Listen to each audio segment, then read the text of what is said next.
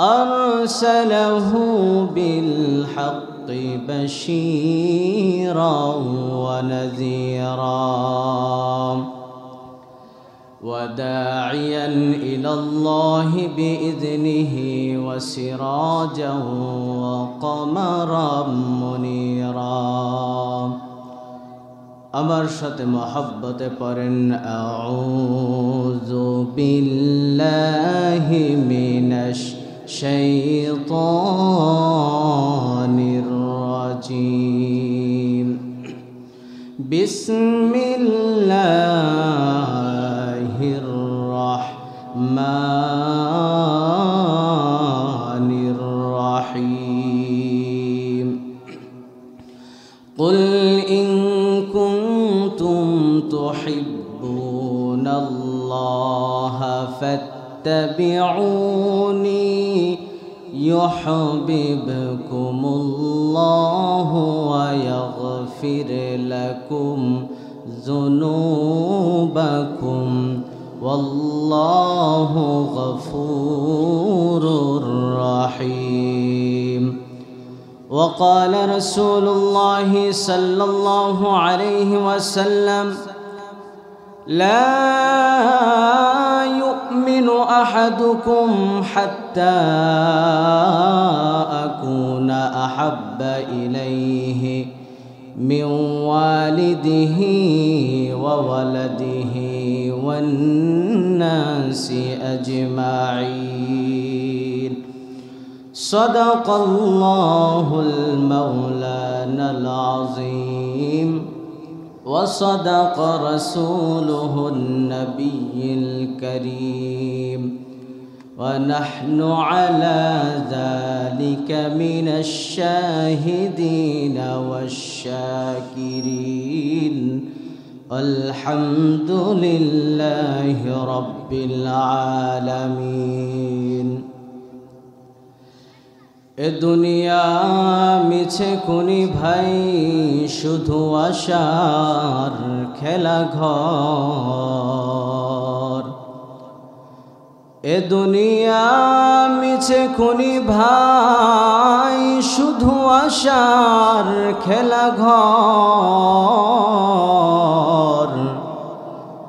চোখ মুজিলে বুঝবি রে মনকে আপনার কে বাপন কোথা থেকে আগমন কোথা যেতে হবে রে কে আনিল কি কারণে জানা নাই ভবেতে নদী পথে নৌকা চালাও এর মাঝি ভাই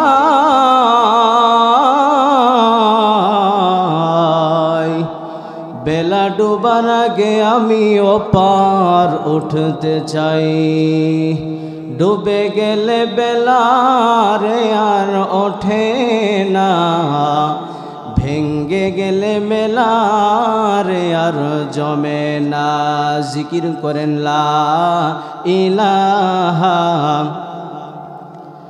मोहब्बत ला इलाहा इल्लल्लाह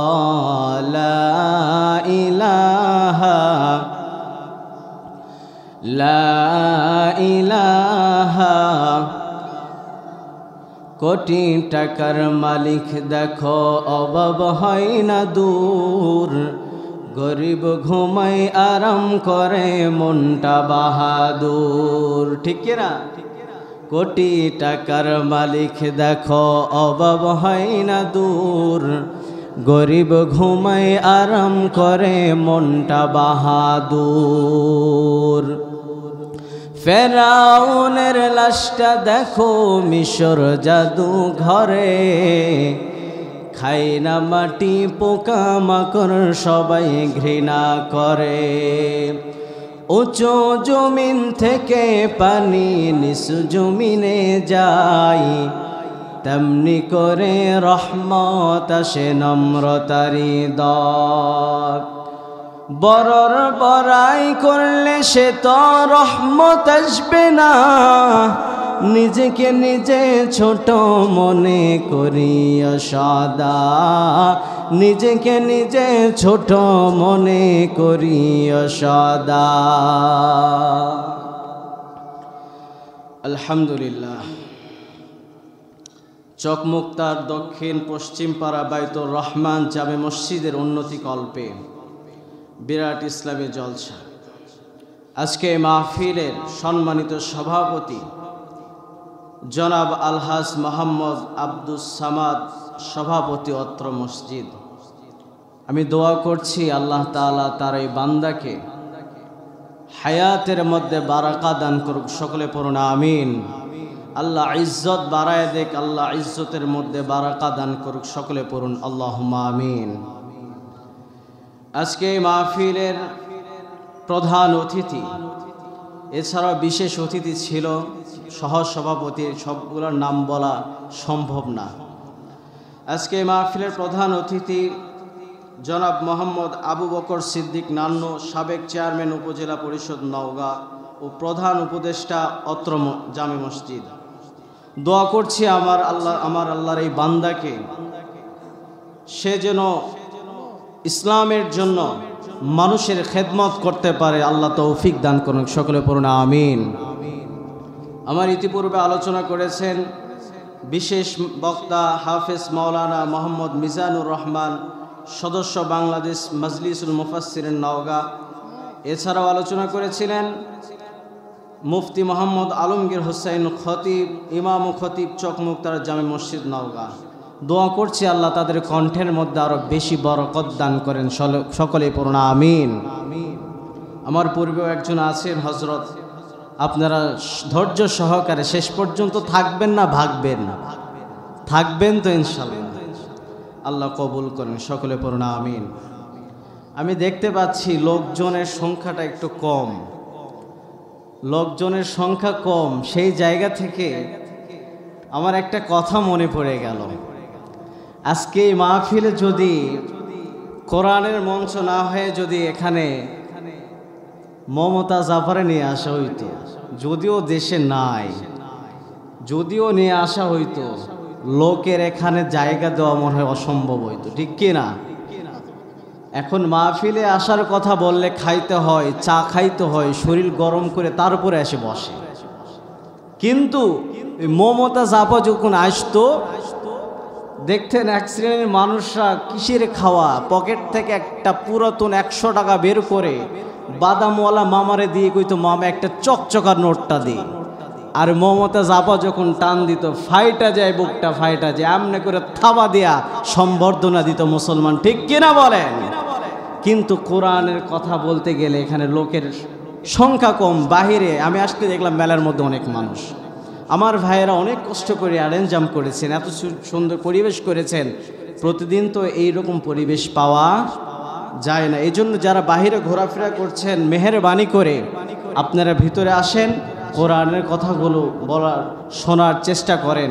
আমার জন্য দোয়া করবেন, ছোট্ট মানুষ, আল্লাহ তাআলাদের জবান থেকে এমন কিছু কথা বের করে দেয়, আমি সহ সকলেই যেন আল্লাহর হেদায়েতের পাত্র হয়ে যায়, সকলে পড়ুন আমিন।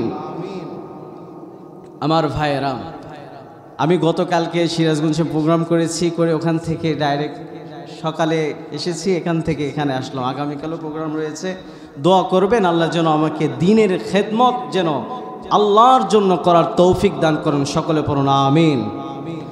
আমি কোরআনুল কারীম থেকে ছোট্ট একটা তেলাওয়াত করেছি, একটা আয়াতে কারিমা। আমি অন্যদিকে যাব না, আমি মূল আলোচনায় চলে গেলাম। ছোট্ট একটা আয়াতে কারিমা তেলাওয়াত করেছি। আল্লাহ তাআলা এই আয়াতে কারিমার মধ্যে বলছেন, কুল ইন কুনতুম তুহিব্বুনাল্লাহা ফাত্তাবিউনি ইউহিব্বুকুমুল্লাহু ওয়া ইয়াগফির লাকুম যুনুবাকুম ওয়াল্লাহু গফুরুর রহিম। আল্লাহ বলছেন, তোমরা যদি প্রকৃত মুমিন হতে চাও, ইমানদার যদি হতে চাও, তাহলে সর্বপ্রথম আমার রাসূলকে তোমরা অনুসরণ করো। আমার রাসূলকে যদি তোমরা ভালোবাসো, তাহলে আল্লাহ পর্যন্ত তোমরা পৌঁছে যাবে। এখানে আল্লাহ তাআলা বলছেন, তোমরা আমার নবীকে অনুকরণ করবা। তোমরা, আমি জানি একজন তো ইবলিস তোমাদের পিছনে সর্বদা লেগে আছে, এ তোমাদের খোঁচা দিবে, ধোকায় ফেলবে, এবং আমি আল্লাহ তাআলা তোমাদেরকে পরীক্ষা করব এর মধ্য দিয়ে বান্দা তুমি কত পার্সেন্ট ঈমান এনেছো। এই পরীক্ষার মাধ্যমে তোমাকে আমি আমার প্রিয় বান্দা হিসাবে কবুল করে নিব। আল্লাহ তাআলা সূরাতুল আনকাবুতের মধ্যে বলছেন আহাসিবান নাসু আন ইউতরাকু আন ইয়াকুলু আমান্না ওয়া হুম লা ইফতানুন। আল্লাহ তাআলা বলছেন, বান্দারে তোমরা কি মনে করেছো তোমরা যদি জবান দ্বারা বলো আল্লাহ তোমার প্রতি ঈমান এনেছি, এই কথা যদি আমি রবের নিকট বলো জবান দ্বারা, এই কথা বলার দ্বারাই কি তোমাদেরকে আমি আল্লাহ তাআলা ছেড়ে দেব, কোনো প্রশ্ন করব না? এটা কখনো হতে পারে না। আমি আল্লাহ তাআলা অবশ্যই তোমাকে আমি আল্লাহ পরীক্ষা নিব, বান্দারে কত পার্সেন্ট তুমি আমি রবের প্রতি ঈমান এনেছ। আল্লাহ বলেন কত পার্সেন্ট ঈমান এনেছ, কিভাবে ঈমান আনলা, কার জন্য? রবের ঘরের মধ্যে গিয়ে সেজদা করো আমি রবের জন্য নাকি মানুষকে দেখানোর জন্য? আল্লাহ বলেন, রে গোলাম যখন দেখবো আমি রবের জন্য ইবাদত করলি, আল্লাহ তাআলা বলেন আমি আল্লাহ সঙ্গে সঙ্গে তোরে জানায়া দিলাম, ওয়ালাউ আন্না আহলাল কুরা আমানু ওয়াত্তাকাউ লাফাতাহনা আলাইহিম বারাকাতিম মিনাস সামাই ওয়াল আরদি ওয়ালাকিন কাযযাবু ফাআখাযনাহুম বিমা কানু ইয়াকসিবুন।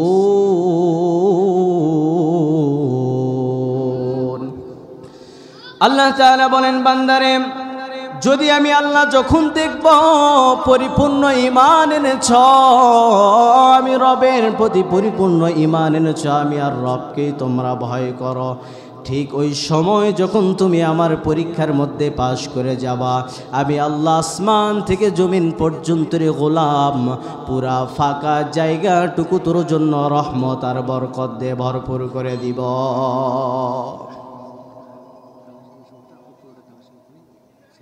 ইনশাআল্লাহ।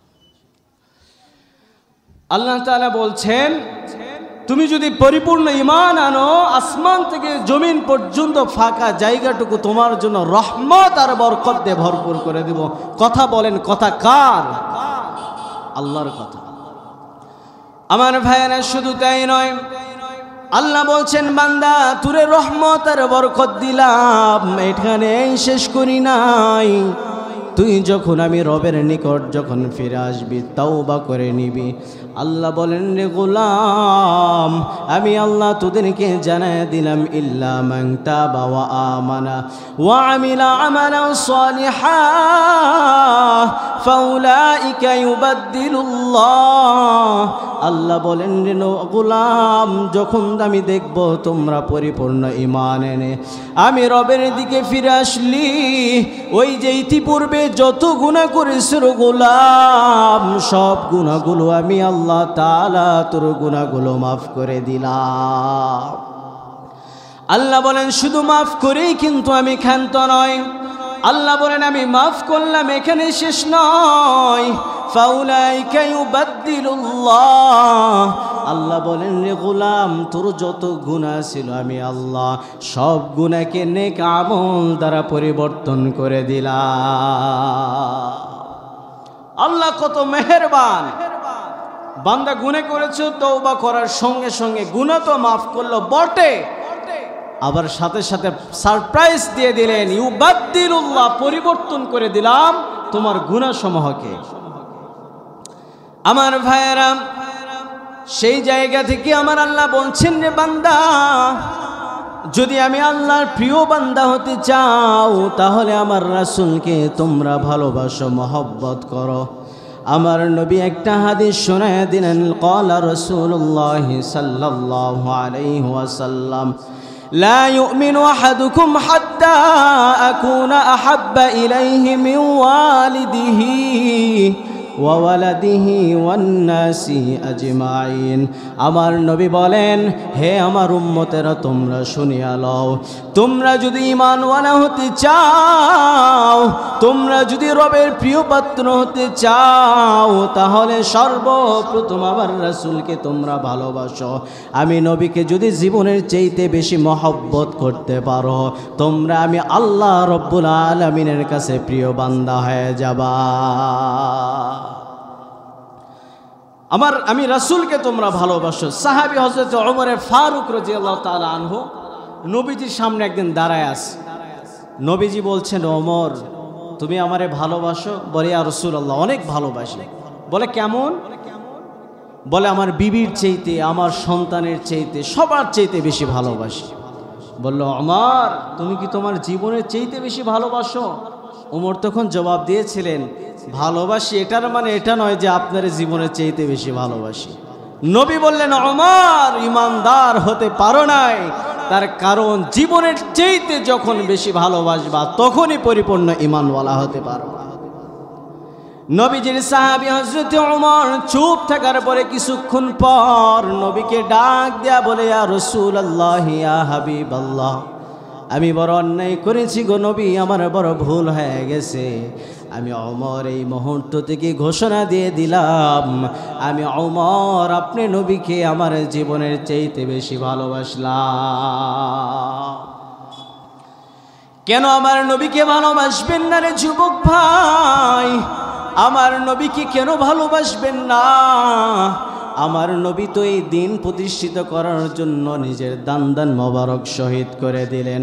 লোহার হেলমেট ভেঙে মাথার মধ্যে ঢুকে যায়, ওই বেঈমানরা এত পরিমাণ আমার নবীকে আঘাত করলো, তারপরেও আমার নবী তাদের জন্য দোয়া করলেন আর আল্লাহর কাছে বললেন, আল্লাহ তারা আমারে চিনে নাই, তারা আমারে বুঝে নাই, তাদের উপরে গজব দেও না রে আল্লাহ। আমার নবীকে ওই মদিনার সব মানুষগুলো আল আমিন নামে চিনত। নবীর মতো বিশ্বাসী আর মদিনার মধ্যে কেউ নাই, সবাই থেকে বিশ্বাসী বলে চিনত। কিন্তু ওই আল আমিন যখন রবের কালেমার দাওয়াত দিতে আরম্ভ করে দিল, যখন এক আল্লাহর একত্ববাদের ঘোষণা দিল রে উম্মত, তখন ওই মদিনার মানুষগুলো বলে, আব্দুল্লাহর বেটা মোহাম্মদ পাগল, মোহাম্মদ পাগল হয়ে যায়। আর মানুষগুলোকে বারবার তার কাছ থেকে দূরে সরায় দেয়। আমার নবী যখন তাকায় দেখলেন আমার চাচাও আমার শত্রু, আমার নিজের রক্তের সম্পর্কে তাও আমার বিরোধিতা করছে। আমার মায়ের নবী বিশ্ব নবী মন খারাপ করে রইলেন। যখন চতুর্দিকে শত্রু, ওই সময় একজন নারী এক এক করে দুইজন স্বামী বিদায়ের পর আম্মা জান খাদিজাতুল কুবরা রাদিয়াল্লাহু তাআলা আনহা মায়ার নবীর সঙ্গী বিবাহ হয়ে যায়। মায়ার নবী রাতের বেলা ডুকরে ডুকরে কান্না করে। আম্মা জান বলে, ইয়া রাসূলুল্লাহ, ইয়া হাবিবাল্লাহ, আপনি কেন কাঁদেন গো নবী, কেন কান্না করতেছেন? আমার নবী ডাক দেয়া বলে, বিবি আমার, আমি তো দেখলাম আমার চাচাও আমাকে মারার জন্য রেডি হয়ে যায়। আমার রক্তের সম্পর্ক যারা, তারাও আমারে মারতে চায়। আম্মা জান খাদিজাতুল কুবরা রাদিয়াল্লাহু তাআলা আনহা ডাক দেয়া বলে, ইয়া রাসূলুল্লাহ, এই মদিনার মধ্যে যদি কেউ কালেমা গ্রহণ না করে নাই, আমি খাদিজা এই জাহাজটা বাড়ায় দিলাম, দেরি করতে চাই না, এই মুহূর্তে আমারে পড়ায় দেন লা ইলাহা ইল্লাল্লাহু মুহাম্মাদুর রাসূলুল্লাহ। আম্মা জান বললেন, ইয়া রাসূলুল্লাহ, আমার জীবন চলে যাবে, জীবন দিতে পারি, একটা মুহূর্তের জন্য ঈমান দিব না। মায়ার নবী চিন্তা করলেন, ঘরে ঠিক তো, বাহিরে সাহস নিয়ে দাওয়াত দিই। নবী আমার বাহিরে দাওয়াত দেয়। মায়ার নবী যখন বাহিরে কালেমার দাওয়াত দেয়, কিছু সংখ্যক মানুষ আমার নবীকে কালেমাটা গ্রহণ করলো, আর বাকি মানুষগুলো আমার নবীকে মারার জন্য পাগল পারা হয়ে যায়। মায়ার নবী তখন চিন্তা করলেন, মদিনায় হয়তো কেউ আর কালেমা গ্রহণ করবে না, আমি দেখি তায়েফের দিকে রওনা করি। মায়ার নবী বৃদ্ধ মানুষ, মায়ার নবীর উট নাই, ঘোড়া নাই, কোনো গাধা নাই। নবী আমার পায়ে হেঁটে আরোহণ করলেন। নবীর সাথে নবীর সাহাবী হযরত যায়েদ বিন হারেসা রাদিয়াল্লাহু তাআলা আনহু সফর সঙ্গী হয়ে তায়েফের ময়দানের মধ্যে রওনা দিয়া দিলেন। আমার নবী তায়েফের ময়দানে গেলেন, ডাক দেয়া বলে, তায়েফের মানুষ, ওরে তায়েফের মানুষ, তোমরা আল্লাহকে মেনে নাও, আমি মুহাম্মদকে মেনে নাও, ওই এক আল্লাহর কালেমা গ্রহণ করে নাও। তায়েফের মানুষগুলো ডাক দেয়া বলে, ওরে আব্দুল্লাহর বেটা মুহাম্মদ, তুমি বুঝি পাগল হয়ে গেলা? তোমার মতো পাগল তো এর আগে দেখি নাই। ছোট্ট ছোট্ট সন্তানদেরকে বলা হলো, ওরে সন্তান, এই মুহাম্মদ আমাদের বাপ দাদার ধর্মে চুনকালি মাখানোর জন্য আসছে, আর দেরি করবা না, ওই আব্দুল্লাহর বেটা মুহাম্মদকে পাথরের আঘাত করা শুরু করো। ওই ছোট্ট ছোট্ট বাচ্চাদেরকে যখন লেলিয়ে দেয়, এরে নবীর উম্মতির দল, একটু ভালো করে শুনিয়া লাও রে মুসলমান, আমার নবীকে ওই ছোট্ট ছোট্ট বাচ্চারা যখন পাথরের আঘাত শুরু করে দেয়, আমার নবীর শরীরে পাথরের আঘাত লাগতেছে। নবীর সাহাবী হযরত যায়েদ বিন হারেসা রাদিয়াল্লাহু তাআলা আনহু নবীর ডানে দৌড়ায়, কখনো নবীর বামে দৌড়ায়, কখনো সামনে দৌড়ায়, আবার কখনো পিছে যায়। মায়ার নবী ডাক দেয় বলে, ওরে যায়েদ, কেন দৌড়াও? তুমি এমন করে পাগলের মতো কেন দৌড়াও? নবীর সাহাবী হযরতে যায়েদ রাদিয়াল্লাহু তাআলা আনহু বলছেন, ইয়া রাসূলুল্লাহ, আমি যখন ডানে যাই আমার মনে হয় আমার নবীকে কে যেন বাম থেকে আঘাত করলো, আমি যখন বামে যাই আমার মনে হয় কে যেন নবীকে পাথর মারলো সামনে থেকে। আমি আবার সামনে দৌড়াই, আমি যখন সামনে যাই গো নবী, আমার মনে হয় কে যেন পিছন থেকে নবীর আঘাত করতেছে। এই জন্য আমি দৌড়াইলাম, আমার নবীকে এত পরিমাণ পাথরের আঘাত করলো বেঈমানের দল। আমার নবী জমিনের মধ্যে পড়ে গেলেন। হযরত যায়েদ বিন হারেসা রাদিয়াল্লাহু তাআলা আনহুকে ডাক দেয়া বলে, ওরে যায়েদ, ওরে আমার সাহাবী, তুমি যাও না, ওরে আমার সাহাবী, আমার জন্য একটু পানির ব্যবস্থা করতে পারবা নাকি? একটু পানির ব্যবস্থা করো। যায়েদ রাদিয়াল্লাহু তাআলা আনহু ওই তায়েফের মানুষদের কি ডাক দেয়া বলে, রে তায়েফের মানুষ, আমার নবী মুহাম্মদ পানি পানি বলে চিৎকার করে, কেউ তোমরা নাই, পানির ব্যবস্থা করতে পারবা না। আমার নবীর একজন সাহাবী যায় পানি চায়, ওই একজন ইহুদি ডাক দেয়া বলে, রে যায়েদ, এই যে এক গ্লাস পানি তোমারে দেওয়া হলো, পান করে নাও। যায়েদ রাদিয়াল্লাহু তাআলা আনহু যখন পানি নিয়ে নবীর দিকে রওনা দেয়, ওরে নবীর উম্মতির দল, পিছন থেকে ইহুদি ডাক দেয়া বলে, রে যায়েদ, পানি নিয়ে কই যাও? পানি কার জন্য নিয়ে যাও? নবীর সাহাবী ডাক দেয়া বলে, ওরে ইহুদি, আমার নবী পানির জন্য পাত্রাইতেছে। ওই ইহুদি তখন ডাক দেয়া বলল, যায়েদ, তুমি যদি পানি পান করতে চাও করতে পারো, কিন্তু আব্দুল্লাহর বেটা মুহাম্মদ, তার জন্য এই তায়েফের ময়দানে পানি বরাদ্দ করা হয় নাই। এর নবীর উম্মতির দল সবগুলো পানি ওই ইহুদি জমিনের মধ্যে ফেলিয়া দেয়। এক পর্যায়ে যায়েদ বিন হারেসা রাদিয়াল্লাহু তাআলা আনহু পানি সারা নবীর সামনে দাঁড়াইলো। আমার নবীর সাহাবী বলে, আমার কিছু করার নাই, যায়। ওই কাফের বেঈমানের দল আমারে এমন ভাবে অ্যাটাক করে ধরল, আমার করার কিছুই ছিল না। ওই বেঈমানেরা আমার নবীকে এত পরিমাণ আঘাত করলো, আমার নবী পাথরের আঘাত খাওয়ায় আবার জমিনের মধ্যে বেহুশ হয়ে যায়। আমার নবীকে বেঈমানরা আবার দাঁড় করায় দেয়, আবার বেঈমানের দল পাথর মারতে লাগে, আমার নবী আবার বেহুশ হয়ে যায়। আবার নবীকে তারা দাঁড় করায় দেয়, আবার পাথরের আঘাত মারতে শুরু করে দেয়নি গোলাম। নবী আমার বারবার বেহুশ হয়ে যায়।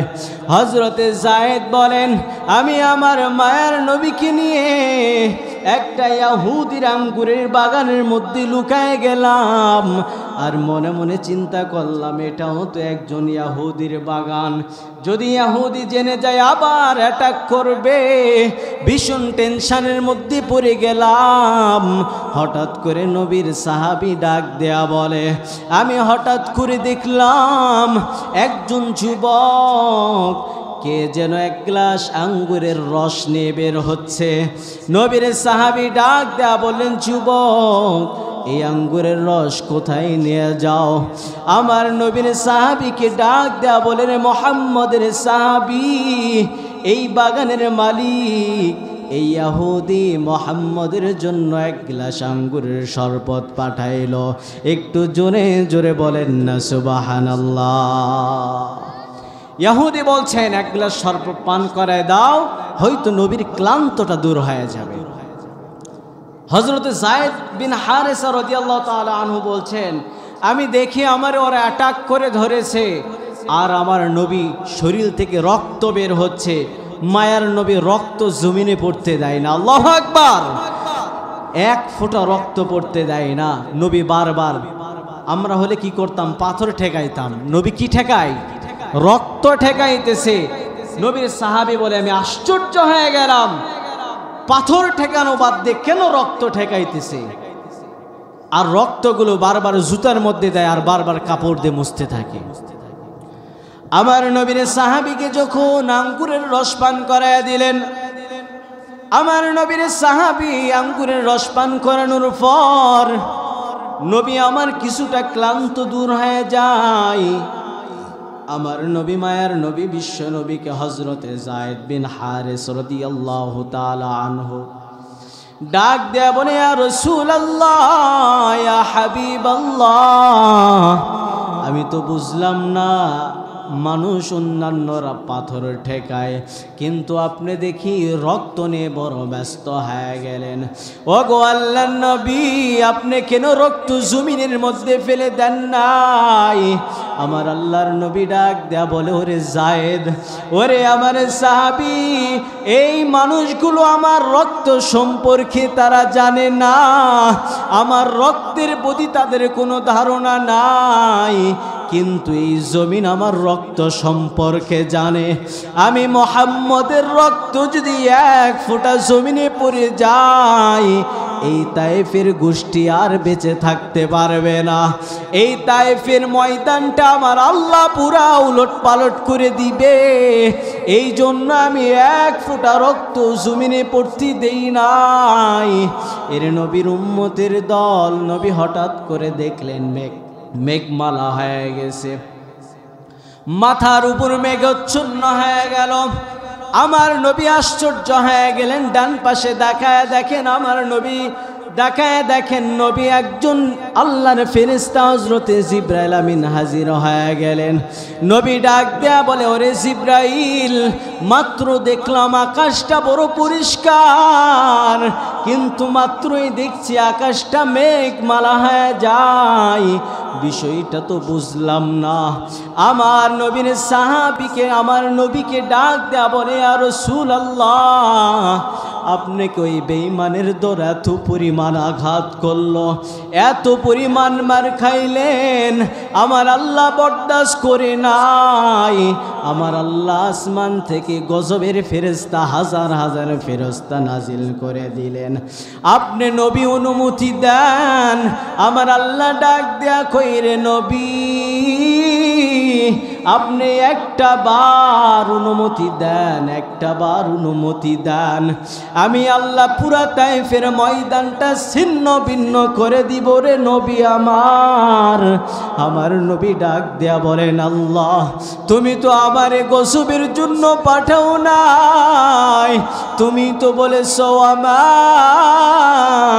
আরসালনাকা ইল্লা রাহমাতাল লিল আলামিন, তুমি তো বলেছো আমি নবী সব মানুষের জন্য রহমান, কিন্তু আমি তো গজবের জন্য আসি নাই। ওরে আল্লাহ আমি উল্টো দোয়া করে দিলাম, যারা আমারে আঘাত করলো তুমি তাদেরকে হেদায়েত দান করে দাও, ওরে আল্লাহ তাদেরকে মাফ করিয়ে দাও। ওরে নবীর উম্মতের দল মায়ার নবী এত পরিমাণ মার খাইলেন, তারপরেও কিন্তু এই বেঈমানের জন্য বদদোয়া করে না। মায়ার নবী এত মার খাইলেন, তারপরেও বদদোয়া। আমার কথা বুঝতেছেন? চলবে চলবে তো ইনশাল্লাহ। আমার ভাইয়েরা, আল্লাহ এর জন্যই বলছেন নবীকে অনুসরণ করো, তার কারণ নবী এই উম্মতের জন্য কতই কষ্ট না করেছেন। কেউ যদি জান্নাতি মেহমান হতে চায়, জান্নাতি কাফেলা শরীক হতে চায়, সে যেন তিনটা কাজ করে। কথা বলেন কয়টা? তিনটা কাজ করে। এক নম্বরে হচ্ছে আমার নবীকে জীবনের চাইতে মনে প্রাণে সবার চাইতে ভালোবাসতে হবে। কাকে? আমার নবীকে। দ্বিতীয় নম্বরে আপনি যদি ঘর থেকে জান্নাতটা হাসিল করতে চান, তাহলে সর্বপ্রথম আপনার ঘরেই কিন্তু জান্নাত আছে। আপনি জানেন নাই? ঘরে জান্নাত পাওয়া যায় জানেন? জান্নাতের নাম কি? মা।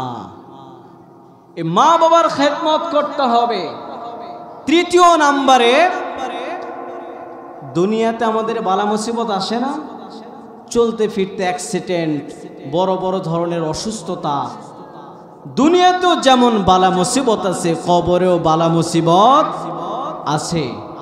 এই বালা মুসিবত থেকে যদি আমরা বাঁচতে চাই, তাহলে আমার নবী বলে সে যেন দানবীরের গুণে গুণান্বিত হয়। কিসের গুণে? দানবীরের গুণে গুণান্বিত হয়। এখানে আরেকটা বিষয় আমি অ্যাড করে দিই, সেটা হচ্ছে আরও একটা গুণ হচ্ছে নিজের চোখের হেফাজত করতে হবে। কিসের হেফাজত করতে হবে? চোখের। আমি এখন চোখের কথা যদি বলি, চোখ এমন একটা জিনিস আমার ভাইয়েরা, চোখ এমন একটা জিনিস, রাস্তা দিয়ে যদি একটা বেগানা নারী যায়, একটা যুবক যদি এখানে চা খায়, ওই যুবকের চোখ থেকে সাথে সাথে ওই মেয়ের দিকে তাকায় তার সেকেন্ডে তার ব্রেনকে আঘাত করার ক্ষমতা আছে না নাই? সেকেন্ডে তার ব্রেনকে আঘাত করবে এবং মুহূর্তেই তার অন্তরকে আঘাত করার ক্ষমতা আছে না নাই? আর ওই মুহূর্তেই তার পা ওখানে ব্রেক করে দেওয়ার ক্ষমতা আছে না নাই? এই জন্য এই চোখকে নিম্নগামী করে চলতে হবে। নিজেকে চোখের পর্দা করতে হবে। শুধু ছেলেদেরই পর্দা, মহিলাদের পর্দা নাই, সেটা হতে পারে না। সবারই উভয়ের পর্দা হতে হবে। মা বোনদের ওয়াজ তো অবশ্যই করব। মা বোনরা আছে তো না? তাদের জন্য স্পেশাল ওয়াজ আছে ইনশাল্লাহ। ওয়াজ তো তাদের জন্য আছে। আমার ভাইয়েরা, এখানে চোখের হেফাজত আপনাকে আমাকে করতে হবে।